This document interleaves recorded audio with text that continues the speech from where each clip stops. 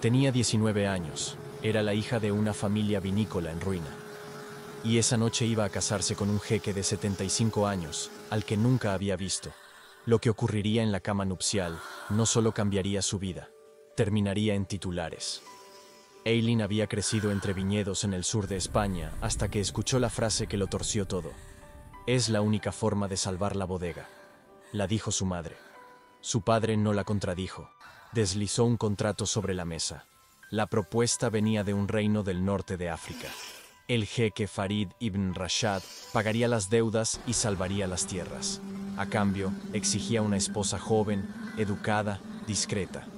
«Quiere a alguien como tú», explicó el abogado. Aylin, en cambio, solo veía una cosa. Estaba siendo vendida. Lloró, suplicó, habló de escapar. Pero los papeles se firmaron igual. El vuelo a Marrakech se programó para el sábado. Viajó sola, con un vestido sencillo y un miedo que no cabía en el avión. Miraba el cielo naranja y apretaba los puños sobre las rodillas. En el palacio, todo era lujo y silencio. Al día siguiente, frente a diplomáticos y abogados, Aylin dijo sí, en un idioma que casi no entendía. El jeque la observaba como quien mira un trofeo. Cuando la ceremonia terminó, las criadas la llevaron por pasillos silenciosos hasta una puerta dorada. «La noche de bodas será aquí», susurró una de ellas. Aylin sintió que el piso desaparecía bajo sus pies. No imaginaba que, al otro lado de esa puerta, algo iba a suceder que ningún contrato había previsto. Si esta historia ya te tiene el corazón apretado, cuéntame en los comentarios desde dónde nos ves y qué harías en el lugar de Aylin. Las criadas dejaron a Aylin sola en la habitación nupcial, grande, fría, con un espejo. Todo parecía diseñado para impresionar o para recordarle que ya no le pertenecía su propia vida. Le ordenaron que se bañara y se pusiera una bata ligera. Nadie preguntó cómo se sentía, solo repetían que la tradición debía cumplirse. Bajo el agua, Aylin se abrazó a sí misma. «Quizás solo quiere compañía», se repitió. Cuando salió, el silencio dolía.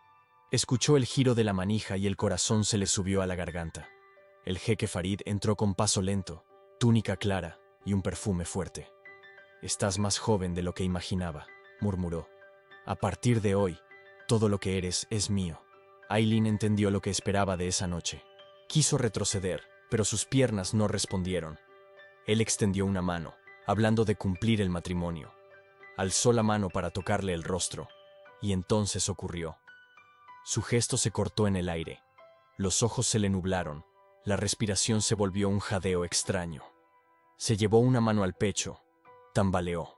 Aylin apenas alcanzó a dar un paso cuando el cuerpo del jeque se desplomó a sus pies. Por un segundo pensó que era un truco cruel, pero su piel cambiaba de color. Su mirada se perdía. «¡Ayuda!», gritó. «¡Por favor!». Las puertas se abrieron. Guardias y médicos invadieron la habitación. Alguien cubrió a Aylin con una manta mientras atendían al jeque. Entre órdenes en árabe, una frase quedó clara. «Ha sufrido un derrame».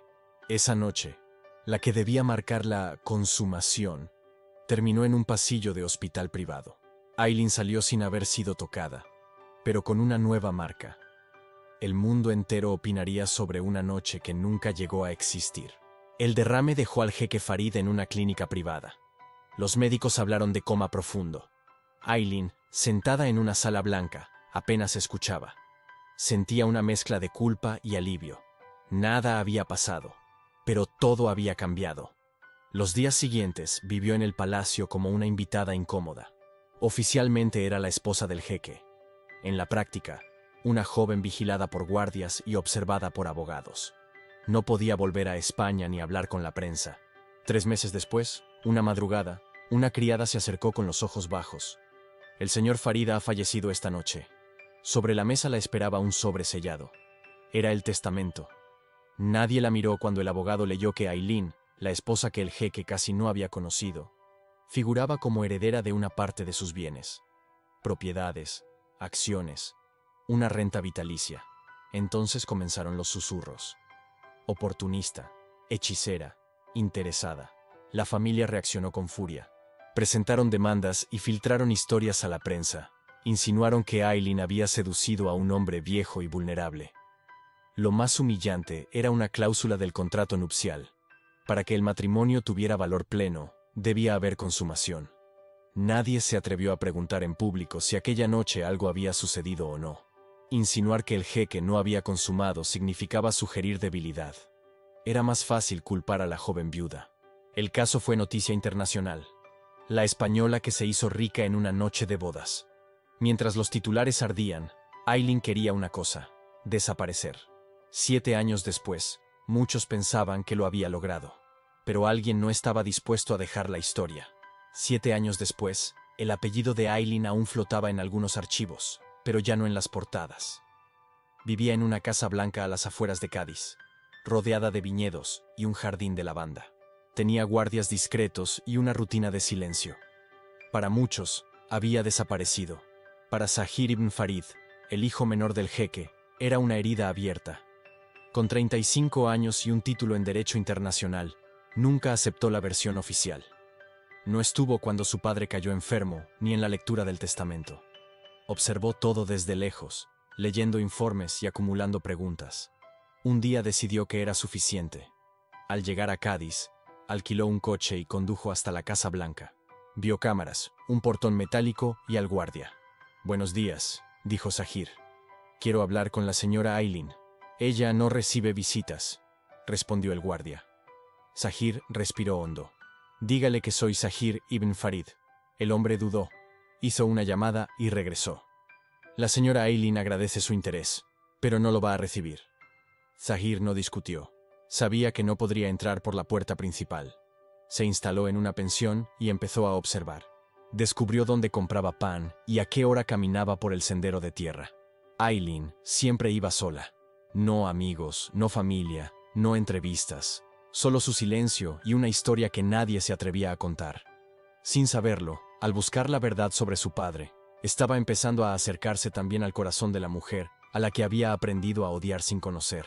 La primera vez que Zahir la vio de cerca fue en el mercado del pueblo. Aileen escogía manzanas con calma, como si el mundo no hablara de ella desde hacía años. Llevaba el cabello recogido, un vestido sencillo y la mirada siempre baja. Había algo en su postura, en los hombros tensos, que no coincidía con la imagen de viuda fría que él había construido. Pensó en acercarse, pero se contuvo. No quería un escándalo en medio de los puestos de fruta. Días después, el encuentro se dio en el jardín. Aileen regaba las lavandas cuando lo vio al otro lado de la cerca, apoyado en el coche. «Son bonitas», dijo él, señalando las flores. «No sabía que te gustaba tanto el morado». Ella siguió regando, como si no lo hubiera oído. «Solo quiero hacerte unas preguntas», insistió Zahir. «Nadie más puede responderlas». Aileen cerró la llave del agua. El silencio entre los dos fue tan largo que el canto de los pájaros pareció una interrupción. «¿Qué quieres saber?», preguntó al fin, sin acercarse. «¿Amaste a mi padre?», disparó él. «¿Hubo algo real entre ustedes o solo un contrato?». Ella no parpadeó. «Su padre compró las deudas de mi familia», respondió, «y después me compró a mí. Saque sus propias conclusiones». La respuesta lo descolocó, pero no lo detuvo. «Y la noche de bodas», continuó. «¿Pasó algo?».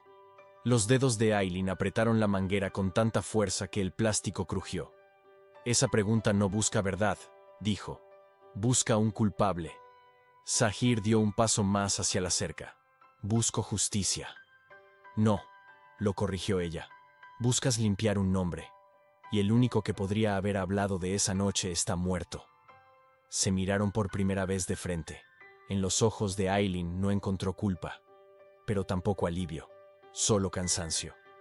Aquella noche, en la pensión, Zahir no consiguió dormir.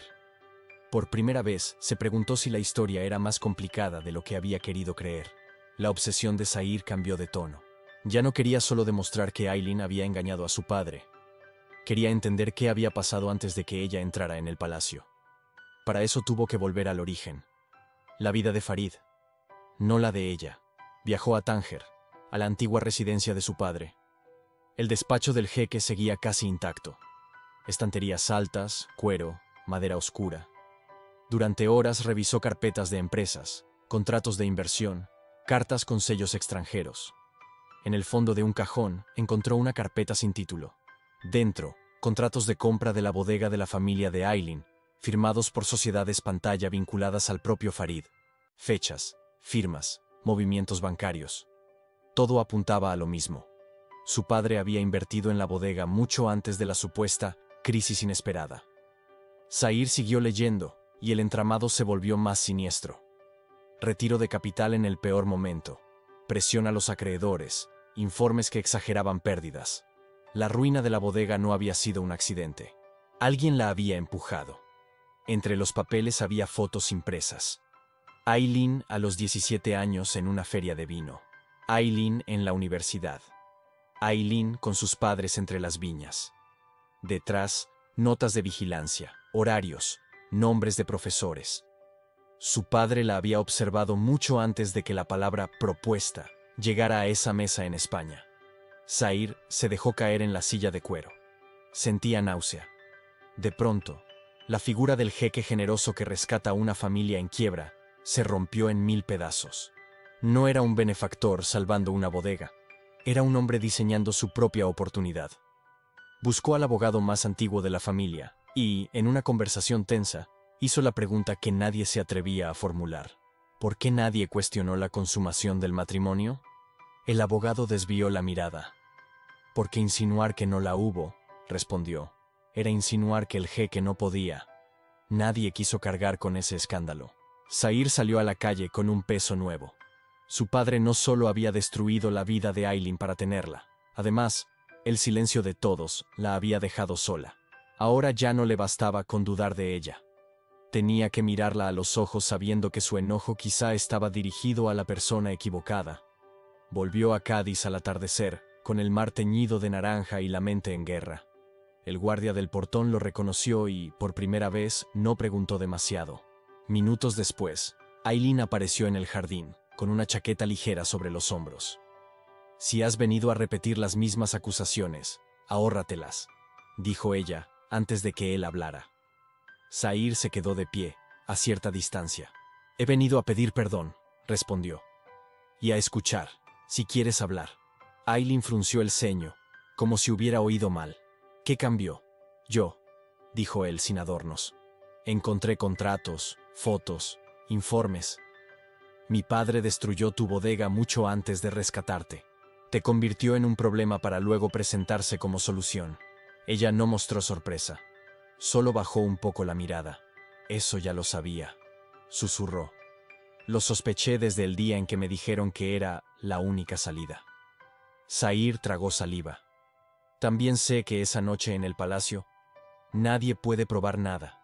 Y aún así, todos te señalaron a ti». Aileen respiró hondo. El aire olía a tierra húmeda. «No hubo noche», dijo al fin. «Lo viste en los informes médicos, ¿no? Entró en mi habitación caminando. Salió en una camilla». Zahir asintió despacio. «Entonces, ¿por qué nunca lo dijiste con claridad?» Ella lo miró con una mezcla de rabia y tristeza. Porque nadie quería escuchar esa verdad. Preferían una historia simple. El viejo poderoso y la joven interesada.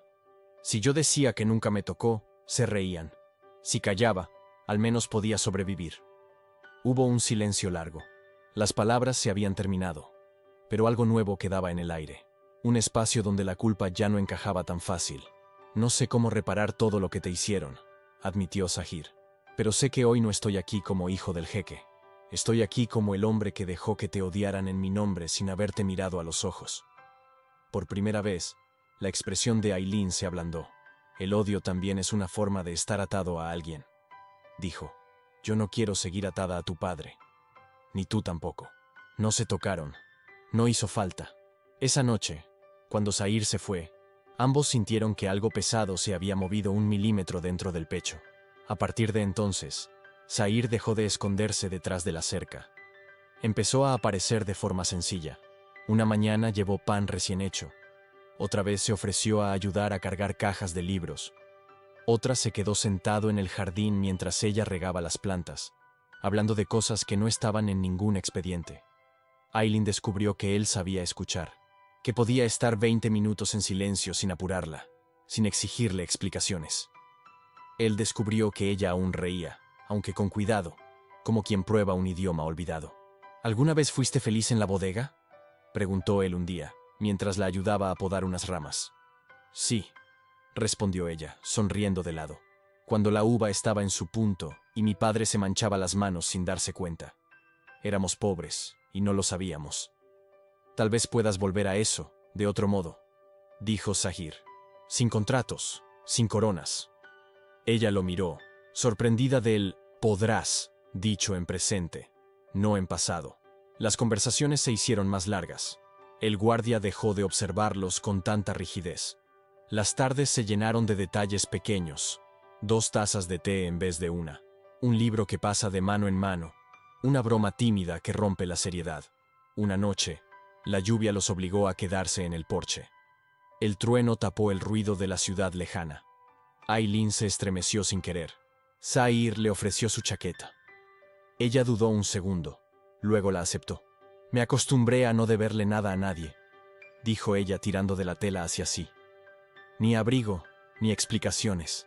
Entonces piensa que esto no es una deuda, contestó él. Es solo un lugar donde descansar un poco. Se quedaron mirándose, demasiado cerca para seguir hablando de temas seguros. El mundo se redujo al espacio entre sus ojos.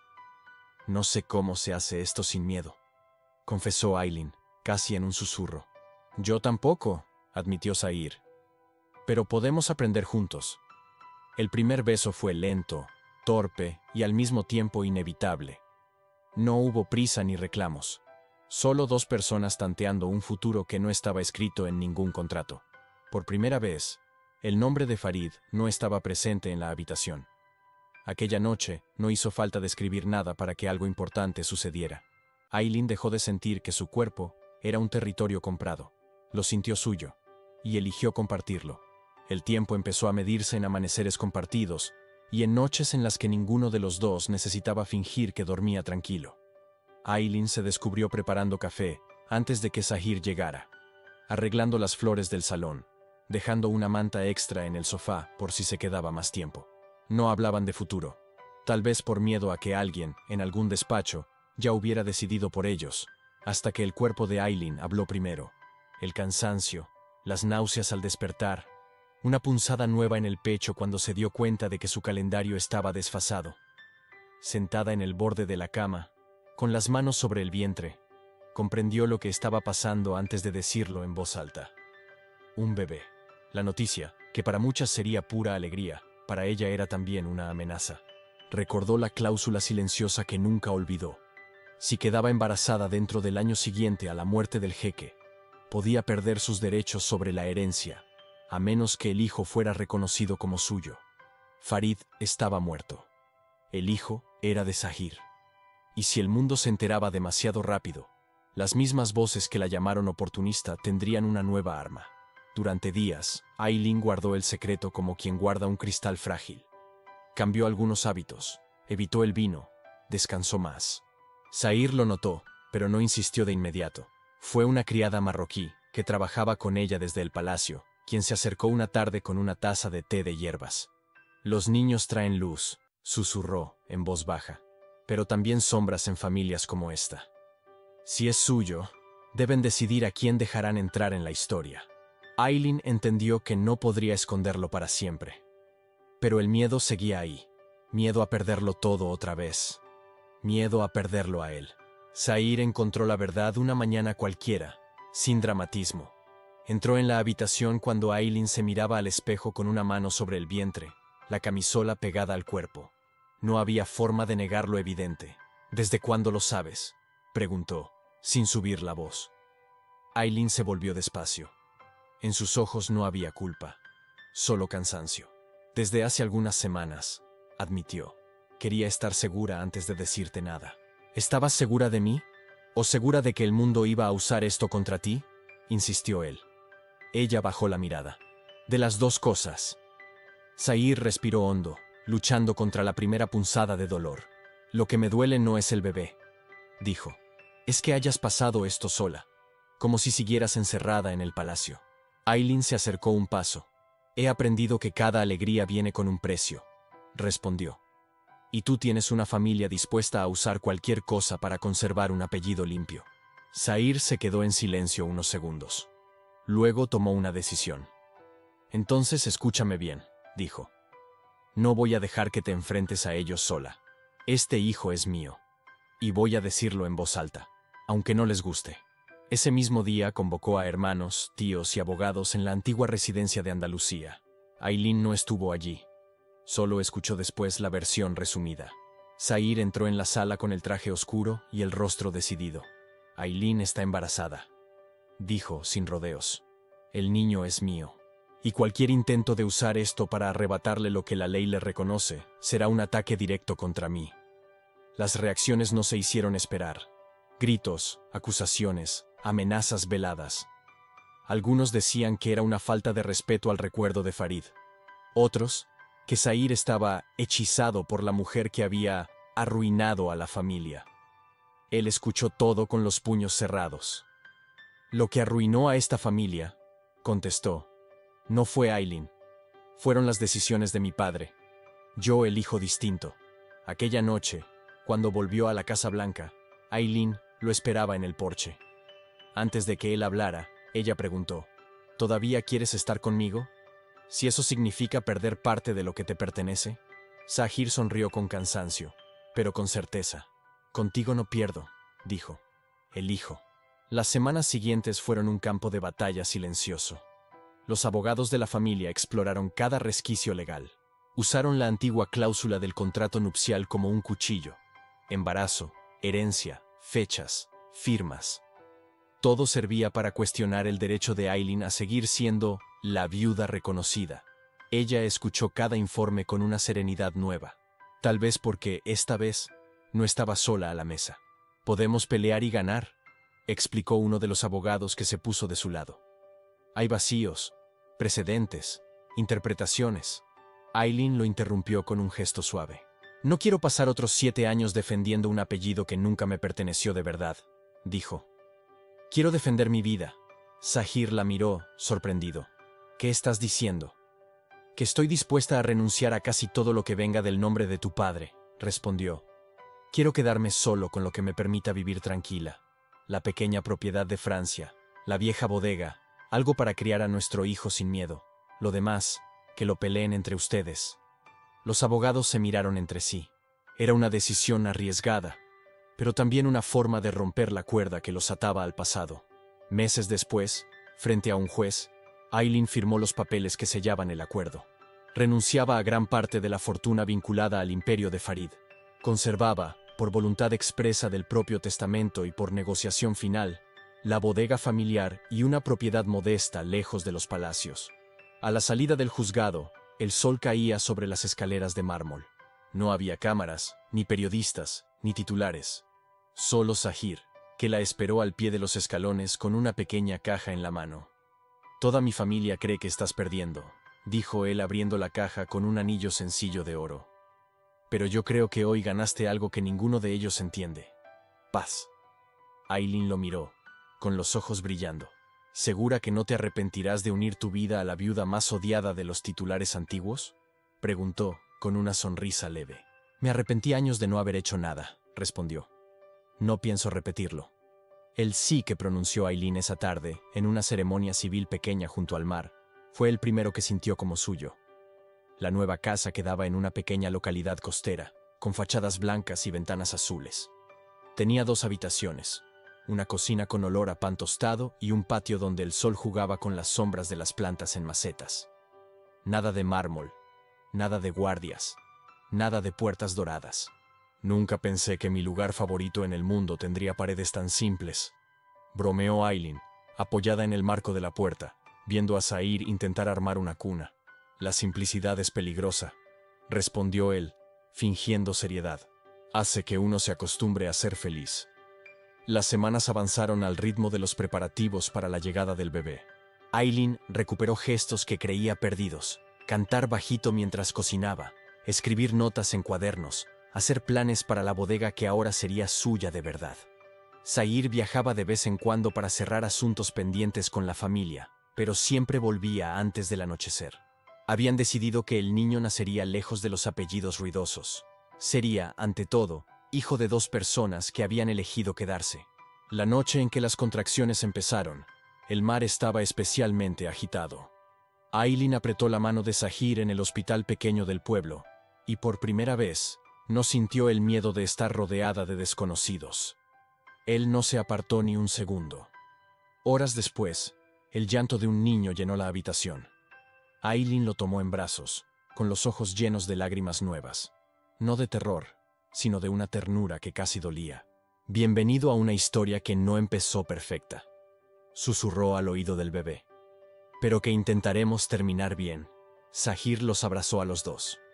En silencio, supo que todo el peso de los años anteriores había encontrado un sentido distinto en ese instante. Pasaron algunos años. La bodega, aquella que estuvo a punto de perderse para siempre, volvió a llenarse de vida. No era un gran imperio, pero bastaba. Turistas curiosos, vecinos del pueblo, jóvenes que aprendían a reconocer el olor de la uva en su punto. Aileen caminaba entre las hileras de viñas con un niño de rizos oscuros corriendo a su lado. Él levantaba las manos para alcanzar los racimos, riendo cuando las hojas le rozaban el rostro. ¿Esta era la tierra del abuelo?, preguntó una vez. Aileen pensó en su padre, en Farid, en todos los hombres que habían intentado decidir su destino. Luego miró a Sahir, que los observaba desde la entrada del campo, con los brazos cruzados y una sonrisa tranquila. «Esta es la tierra donde tu madre decidió empezar de nuevo», respondió. «Y donde tu padre decidió quedarse». Por las noches, cuando el niño dormía, Aileen y Sahir se sentaban en el porche con 2 tazas de té. Hablaban poco. Ya no necesitaban justificar nada. El pasado seguía existiendo, con sus heridas y titulares, pero había perdido el poder de dictar el final. «Si alguien me hubiera dicho que iba a enamorarme del hijo del hombre que casi destruyó mi vida», dijo ella una vez, riendo entre incrédula y agradecida. «Le habrías dicho que estaba loco», contestó Sahir. «Sí. Y sin embargo, aquí estamos».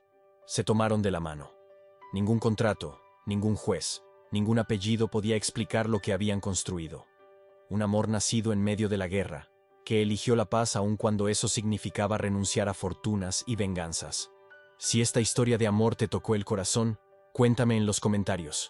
¿Crees que Aileen hizo bien al renunciar al dinero para tener paz? ¿Tú qué habrías elegido en su lugar? Escribe también desde qué país nos estás escuchando, y suscríbete a Cartas para mi amor para no perderte las próximas historias. Si quieres que siga creando más historias intensas como esta, dime OK, y vamos a por la siguiente.